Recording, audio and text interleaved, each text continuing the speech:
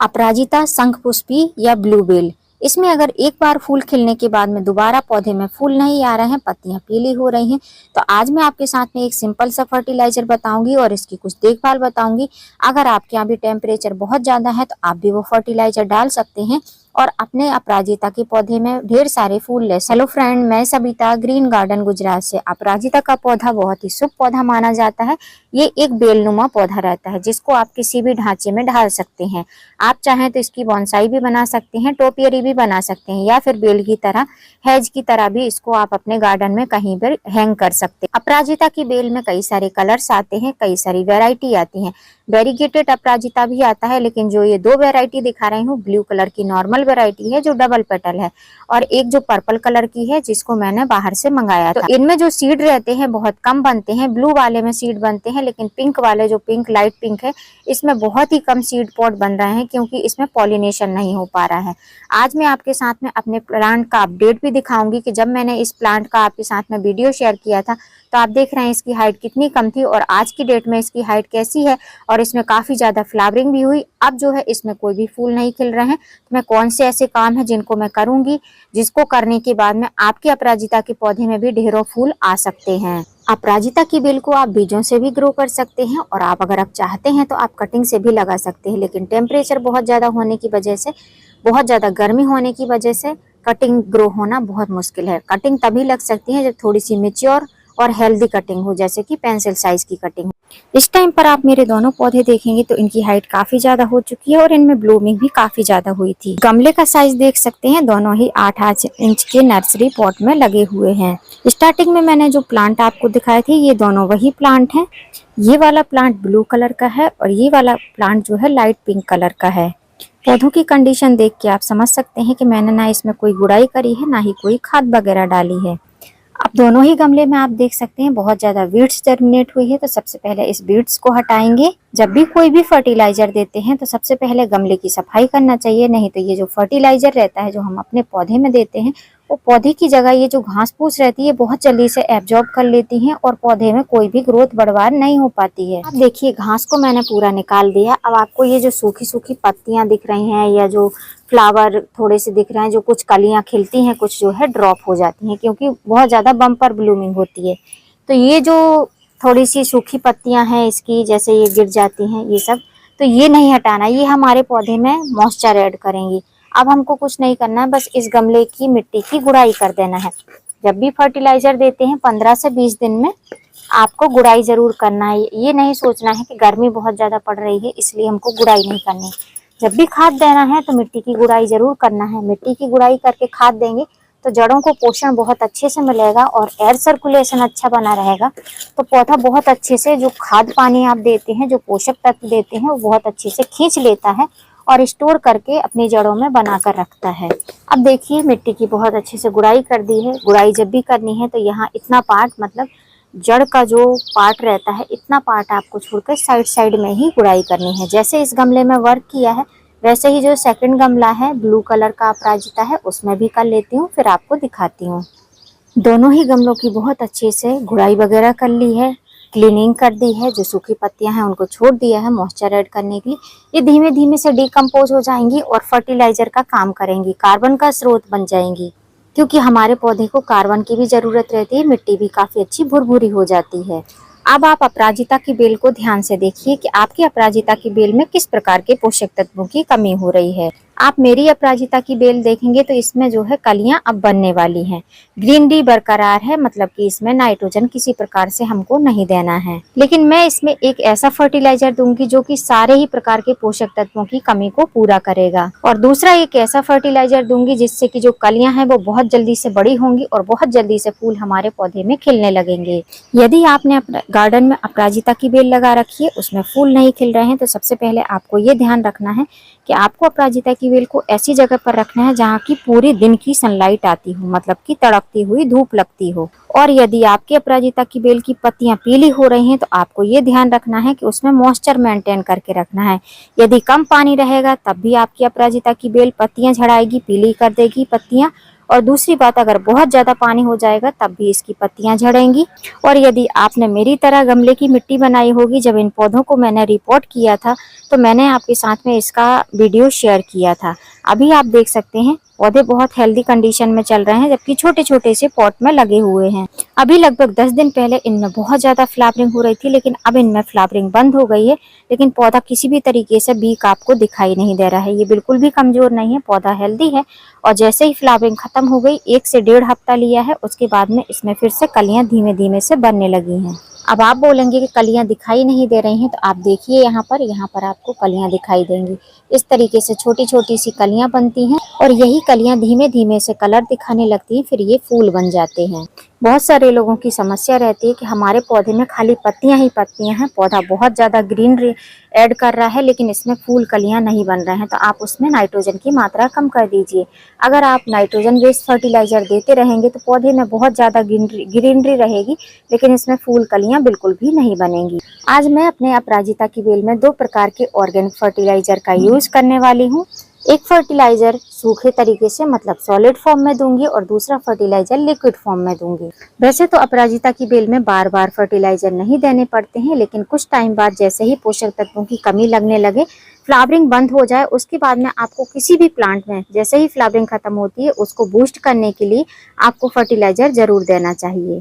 किसी भी पौधे में सॉलिड खाद देने के पहले हमको गमले में से या तो मिट्टी निकाल लेनी चाहिए या फिर मिट्टी को ऊपर कर देना चाहिए। तो पहले गमले की मिट्टी निकाल लेती हूँ, फिर मैं आपको दिखाती हूँ। अब आप देख सकते हैं गमले की मिट्टी को मैंने काफी हद तक निकाल लिया है। अब ये मत सोचना कि हम गमले की मिट्टी निकाल ले रहे हैं इसलिए हमारा पौधा खराब हो जाएगा, बिल्कुल भी खराब नहीं होगा। हमने रूट बॉल को टच नहीं किया, साइड साइड से मिट्टी को निकाला है। अब सबसे पहला जो फर्टिलाइजर देने वाली हूँ वो ये फर्टिलाइजर, ये भी एक ऑर्गेनिक फर्टिलाइजर है और बड़ा ही कॉन्ट्रोवर्शियल फर्टिलाइजर है, स्पेशली समर्स के लिए, लेकिन मैं इसको यूज करती हूँ इसलिए आपको मैं दिखा रही हूँ।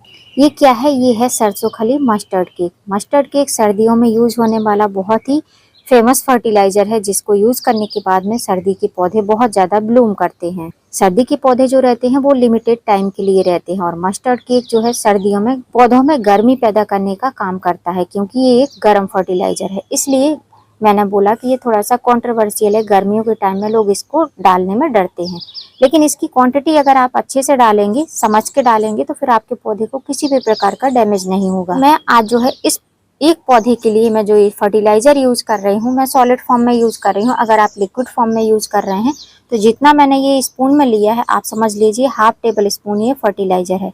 इस हाफ टेबल स्पून फर्टिलाइजर को आप 1 लीटर पानी में डिप करके रखिए।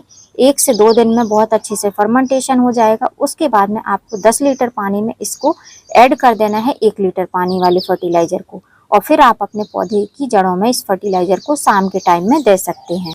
लेकिन मैं अभी लिक्विड फॉर्म में नहीं दे रही हूँ, मैं सॉलिड फॉर्म में दे रही हूँ। तो मैं क्या करूँगी, बस 1 पिंच के करीब ये फर्टिलाइजर लूँगी और इस तरीके से जैसे मैं दिखा रही हूँ, बस इतना ही हमको स्प्रिंकल करना है, इससे ज़्यादा नहीं डालना है। 1 पिंच ही फर्टिलाइजर डालना है। अब 1 पिंच डालने से मतलब यही है कि पौधे में धीमे धीमे असर करेगा, लेकिन हमारे पौधे को हार्म नहीं करेगा। इसलिए आप सरसों खली का यूज भी कर सकते हैं वेजिटेबल प्लांट में या फिर जो है फ्लावरिंग प्लांट में। मात्रा थोड़ी सी कम रखिए, गर्मी के टाइम में पौधे बिल्कुल भी खराब नहीं होंगे। अब जो ये सरसों खली है, इसमें सभी प्रकार के पोषक तत्व है, नाइट्रोजन है, पोटेशियम है, फास्फोरस है, कैल्शियम, सब कुछ है। तो अगर आपके पास में ये एक फर्टिलाइजर है तो आप क्वांटिटी मेजर करके उसके बाद में अपने पौधे में दीजिए, बहुत अच्छे रिजल्ट आपको देखने को मिले। पौधा हरा भरा नहीं है तो हरा भरा हो जाएगा, पत्तियां अगर ड्रॉप हो रही हैं तो वो ड्रॉप नहीं होंगी, या फिर फूल नहीं खिल रहे हैं तो कलियां बनने लगेंगी। तो अभी तक यूज नहीं किया है तो जिस तरीके से मैंने बताया है वैसे आप इस फर्टिलाइजर को यूज कर सकते हैं। तो फर्स्ट फर्टिलाइजर हमारा ये है। अब सेकंड फर्टिलाइजर दूं उसके पहले मैं ये फर्स्ट फर्टिलाइजर को जो मैंने मिट्टी निकाली थी उससे ढक देती हूँ। तो इतनी मिट्टी इसमें से निकली थी, इस मिट्टी से हमको ये जो हमने 1 पिंच के करीब फर्टिलाइजर डाला है, इस फर्टिलाइजर को हमको ऐसे ढक देना है। आप चाहो तो नई मिट्टी भी डाल सकते हो, मैं जो मिट्टी निकली थी उसी मिट्टी को इसमें फिर से डाल दे रही हूँ। और डालने के बाद में आपको गमले को फिर से ऐसे 2 बार टैप टैप करना है। देखिए जो फूल खिले हुए थे वो भी झड़ रहे हैं, तो ये आपको हटाना नहीं, एज इट इज ऐसे ही रखना है। अब हम डालेंगे पौधे के लिए दूसरा फर्टिलाइजर। यदि आपके पास में दूसरा फर्टिलाइजर नहीं है तो बस आप इसी फर्टिलाइजर पे अपने पौधे को पानी देके और स्टॉप कर सकते हैं। अभी जो हमने फर्टिलाइजर दिया है वो बहुत सारे पोषक तत्वों से युक्त फर्टिलाइजर था, लेकिन अब जो हम पौधे के लिए फर्टिलाइजर देंगे वो स्पेशली फ्लावरिंग के लिए ही फर्टिलाइजर देने वाले हैं। अब सेकंड फर्टिलाइजर के लिए मैं यूज करूंगी किचन से निकला हुआ केले का छिलका। केला जो हम खा लेते हैं फिर छिलकों को हम फेंक देते हैं, तो इसका यूज करने वाली हूँ। इसका मैंने आपके साथ में एंजाइम बनाना बताया था, आज उसी एंजाइम का यूज मैं अपने पौधे में करने वाली हूँ। एंजाइम बनाना पील का कुछ इस तरीके से है। इसमें कई प्रकार के पोषक तत्व हैं, बनाना पील है और एलोवेरा भी है।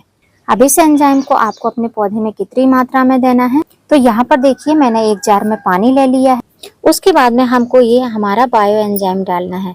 तो बस बायो एंजाइम बस उतना ही डालना है कि पानी का कलर चेंज हो जाए।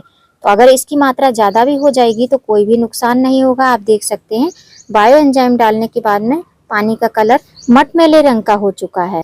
बस अब कुछ नहीं करना है, बस इस लिक्विड को हमको हमारे पौधे की जड़ में बस उतना ही देना है जितना कि जड़ों तक ये फर्टिलाइजर पहुंच जाए। उससे ज्यादा हमको ये फर्टिलाइजर नहीं देना है।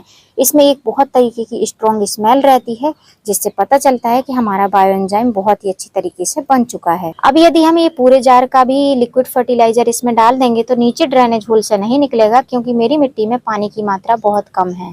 अभी एक पौधे में तो हमने ये काम कर दिया है, अभी दूसरा पौधा बचा हुआ है। तो इस पौधे में भी सेम इसी तरीके से फर्टिलाइजर डाल देती हूँ। उसके बाद मैं बताऊंगी कि आपको महीने में ये कितनी बार डालना है, किस टाइम पर डालना है। अब आप देखिए दोनों ही पौधों में फर्टिलाइजर दे दिया है।